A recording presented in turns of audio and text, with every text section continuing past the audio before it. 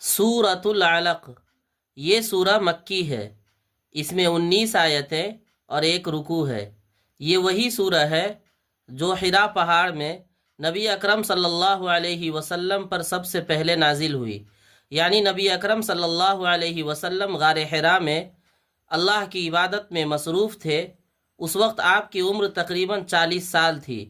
اسی وقت حضرت جبرائیل علیہ السلام انسانی شکل میں ظاہر ہوئے۔ آپ علیہ السلام کو کئی مرتبہ دبایا اور فرمایا کہ پڑھو۔ آپ نے فرمایا کہ میں پڑھنا نہیں جانتا۔ جب متعدد بار دبایا تو آپ نے پڑھنا شروع کیا، اقرأ بسم ربک الذی خلق، خلق الانسان من علق، اقرأ وربک الاکرم الذی علم بالقلم، علم الانسان ما لم يعلم۔